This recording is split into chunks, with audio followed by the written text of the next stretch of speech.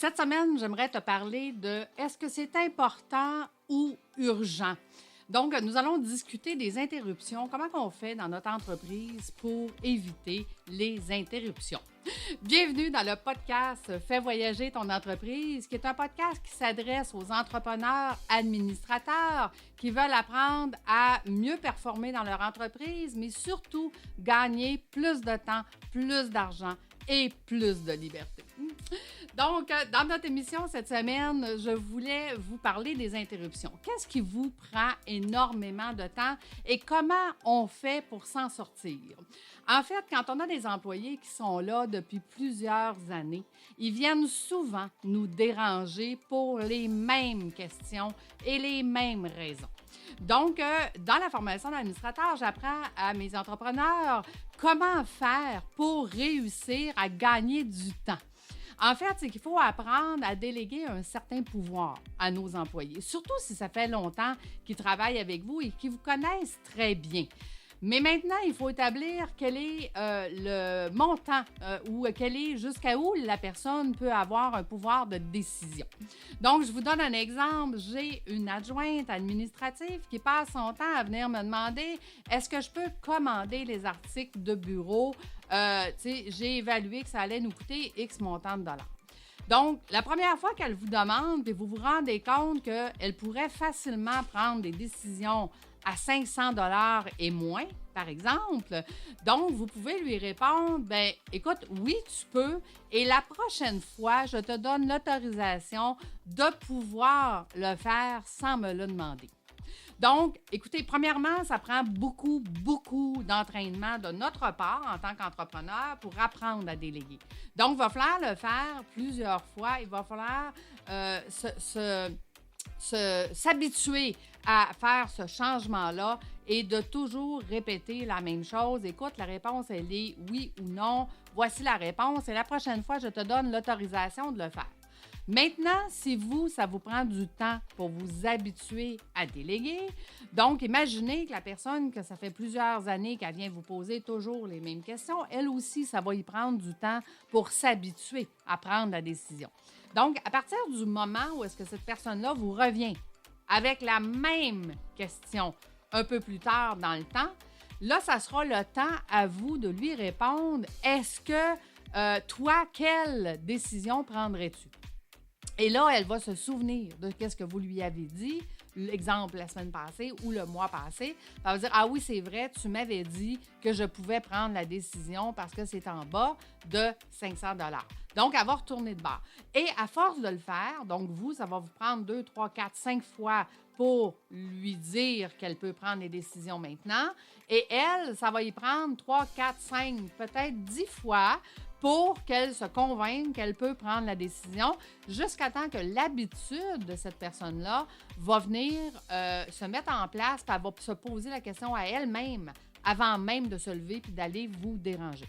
Donc, vous allez gagner du temps en montrant à vos employés qu'est-ce qui est urgent, important, puis comment on délègue. Maintenant, qu'est-ce qui est urgent et important? Écoutez, je dis toujours, nous ne sommes pas des chirurgiens cardiaques. Ça veut dire que ça, quand un chirurgien cardiaque se fait dire « il faut aller en salle d'opération », c'est urgent, c'est parce qu'il y a une vie qui est en danger.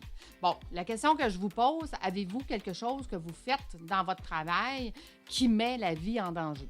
Si la réponse est non, bien fort probablement que vous n'avez absolument rien d'urgent. Vous avez des choses importantes que les gens vont vouloir avoir des réponses de votre part. Mais là, encore là, il faut les habituer. Il faut les habituer à faire la différence entre urgent et important. Donc, urgent, ça veut dire qu'aujourd'hui, j'ai un deadline, je dois déposer un dossier pour 5 heures, la personne est en train de travailler dessus, et il lui manque une information pour le terminer, on peut le considérer urgent. Donc, ça veut dire qu'elle va venir vous déranger pour avoir sa réponse, pour pouvoir compléter le dossier, pour arriver dans le deadline qui est aujourd'hui 5 heures. Mais si ce que vous lui demandez de faire n'est pas pour aujourd'hui, il pourrait être facilement pour demain ou pour la semaine prochaine, à ce moment-là, on pourrait le catégoriser dans une case « important ». Donc, ça veut dire que est-ce qu'elle a besoin de votre réponse immédiatement de votre part? Probablement pas. Maintenant, quel est le moyen de communication que vous allez mettre en place pour que cette personne-là puisse vous demander la question et être sûr que vous allez y répondre dans la journée? Écoutez, il existe tellement de logiciels aujourd'hui pour pouvoir travailler en équipe, que ce soit Trello, Asana, ClickUp. Donc, il y a plein de logiciels qui nous permettent d'avoir des colonnes. Personnellement, les équipes avec qui je travaille, on a des colonnes urgentes aujourd'hui. On a des colonnes quotidiennes, donc c'est à faire après nos urgents. Puis on a des colonnes hebdomadaires, puis on a des choses qui se font de façon récurrente. Donc, on va mettre une colonne pour chaque chose et aussitôt que quelqu'un met quelque chose dans ce logiciel-là, je reçois une note qui dit « Vous avez une nouvelle tâche qui vient de s'ajouter ». On a le résumé de la tâche, donc nous-mêmes, on peut décider si on va le mettre dans notre endroit urgent important et où on va le mettre dans notre endroit à faire aujourd'hui. Pourquoi c'est important que vous aussi, vous compreniez pourquoi il est important de classifier vos tâches? Regardez, je vous raconte l'histoire de mon chat. OK? Mon chat s'est fait attaquer par 4 ratons laveurs. Donc, une maman, 3 bébés ratons laveurs. Mon chat n'a pas de griffes. Je l'attache à l'extérieur pour pas qu'elle aille chez les voisins, pour qu'elle reste sur mon terrain. Et elle est attachée. Puis les ratons laveurs, dernièrement, nous, on a fait changer nos poubelles par des poubelles noires. Et je suppose que la maman raton laveur n'est pas capable d'ouvrir les poubelles noires toute seule avec ses bébés et qu'ils ont faim. Donc, c'est probablement la raison qui a fait qu'ils ont attaqué mon chat. Bon, là, évidemment que je me ramasse chez le vétérinaire, mais vous savez, le COVID, ce que ça a amené, c'est qu'il y a plein de gens qui ont maintenant des nouveaux animaux, qui ont des chats, qui ont des chiens, qui ont des oiseaux, j'en ai vu de toutes les sortes, parce que je suis restée quand même longtemps chez le vétérinaire, qui fait qu'il y a des délais énormes chez le vétérinaire. Donc, la première fois que je me rends chez le vétérinaire, il est 9 h le matin et j'ai réussi à revenir chez moi à 7 h le soir, avec des médicaments, évidemment. Et la plaie, elle était déjà un petit peu... elle était refermée. On voyait qu'il y avait comme la croûte de sang, c'était fait. Donc, ça reste comme ça. On passe une... Fait que vous comprenez que dans ma journée de travail, il a fallu que je déplace certaines choses. Là, maintenant, si je ne suis pas capable de savoir ce que j'ai dans mon agenda, si c'est urgent, important, puis que je peux le déplacer ou non, je vais avoir tendance à dire, je vais tout déplacer. Puis, je vais essayer de le remettre dans ma semaine de folie de la semaine prochaine. OK? Parce qu'on était le vendredi. Si je n'ai pas mis de priorité, OK? Ça veut dire que je vais essayer de tout déplacer et fort probablement que là, je vais vivre une semaine d'enfer parce que ce travail-là, en plus du travail que j'avais déjà la semaine prochaine, va faire que sur mon bureau, ça va s'accumuler. Par contre, moi, qu'est-ce que j'ai fait? Parce qu'étant donné que j'ai quand même passé plusieurs heures au vétérinaire, j'ai regardé ce que j'avais dans ma journée et je savais qu'il y avait des choses que je n'avais pas besoin de déplacer dans la semaine prochaine, que je pouvais déplacer à un autre moment ou à une autre semaine, voire même 2 semaines plus tard. Donc, je ne stresse pas pour ma semaine prochaine et tout ce qui était important, donc mes clients, eux ont été avisés, écoute, excuse-moi, dernière minute, j'ai une urgence, je suis chez le vétérinaire, mais je te propose 2 nouvelles plages horaires la semaine prochaine parce que oui, je me laisse toujours des places disponibles pour des rendez-vous clients de dernière minute parce que ça arrive tout le temps qu'il y a des choses de dernière minute qu'il faut travailler. Et si on n'a pas laissé de place, bien, on va avoir une problématique. Donc, on revient à la maison, on est rendu la semaine suivante, on est rendu au jeudi.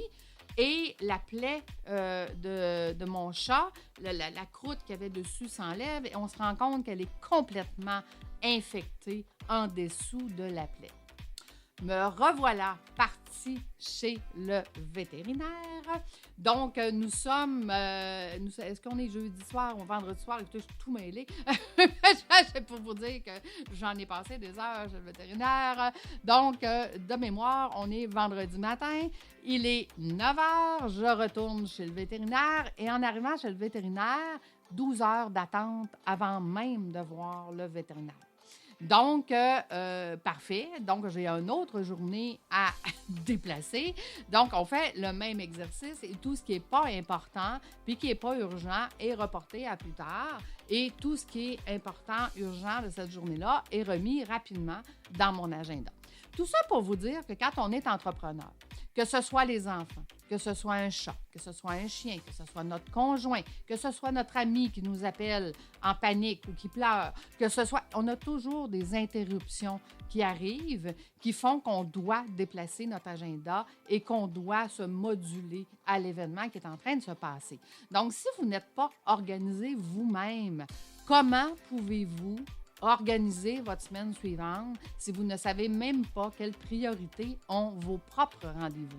Puis après ça, vous vous revirez de bord, puis vous regardez vos employés, puis vous leur demandez à eux d'être organisés. Quelque chose qui ne fonctionne pas, là. Il faut d'abord, nous, en tant qu'entrepreneurs, être organisés pour être capables de demander justement à nos équipes de performer et eux-mêmes d'être organisés. Donc, si moi, je sais qu'est-ce qui est important, urgent, je vais pouvoir montrer à mes employés qu'est-ce qui est important, urgent et je vais pouvoir leur montrer que qu'est-ce qui est important. Voici le moyen de communication que nous allons prendre. Donc, si tu m'envoies un texto, c'est extrêmement urgent. Si tu m'envoies un courriel, je te réponds aujourd'hui. Et si tu le mets, exemple, dans le Trello, bien, à ce moment-là, si tu le mets dans la bonne colonne, j'y passe à tous les jours. Donc, vous voyez que moi, en étant organisée, mon équipe est capable de me suivre, peu importe ce qui se passe. OK? Peu importe ce qui arrive dans la réalité. Là, pour finir l'histoire du chat, parce que vous devez souvent vous demander comment va mon chat maintenant. Écoutez, ce n'est pas terminé. Ça fait maintenant 1 semaine que je joue à l'infirmière parce que sa plaie, elle est grosse, je vous dirais, à peu près comme une balle de golf. Donc, je dois la désinfecter à tous les jours. Je dois lui donner de l'eau-thérapie. En tout cas, je dois faire couler de l'eau sur la plaie pour enlever les bactéries. Je dois mettre du miel médical dans la plaie pour pas que celle-ci sèche et s'infecte. Et je dois changer le pansement. Je dois mettre une petite cordelette sur le pansement pour que le pansement reste en place parce qu'ils ont mis des genres de petits crochets dans la peau directement. En tout cas, c'est quelque chose de vivre un événement comme celui-là. Et là, mon chat, elle a tellement peur aujourd'hui qu'aussitôt qu'il y a un bruit, elle sursaute. Maintenant, elle ne couche plus à côté de moi dans le lit comme elle faisait avant. Elle couche sur moi. Donc, imaginez mes nuits de sommeil, à quel point ils sont difficiles de ce temps-ci. Donc, comme je vous dis, des événements qui vont interrompre notre semaine, qui vont interrompre notre journée, qui vont interrompre notre agenda, il y en a tout le temps. Mais la clé du succès pour arriver à passer à travers, c'est de déjà savoir qu'à chaque jour, j'ai des choses qui sont importantes, urgentes, et j'ai des choses qui le sont moins, que je peux déplacer et que je peux faire plus tard ou que je peux, à la limite, déléguer une portion, puis je pourrai compléter par la suite. Donc, j'espère que vous aussi, vous allez faire voyager votre entreprise vers une autre étape. Je dis toujours à mes administrateurs, ton rôle à toi, c'est de définir le prochain pas. Donc, quel est le prochain pas que vous allez mettre en place pour définir qu'est-ce qui est urgent ou important? Donc, je vous remercie d'être avec moi à chaque semaine. C'est un grand plaisir que j'ai de vous partager les histoires généralement de mes clients. Là, c'est une histoire personnelle et il y aura peut-être une suite parce que ça se pourrait que mon chat ait besoin d'être opéré pour venir fermer cette plaie qui est grosse comme une balle de golf et qui, fort probablement, ne se fermera pas toute seule. À bientôt tout le monde. C'est un grand plaisir d'être avec vous. Au revoir!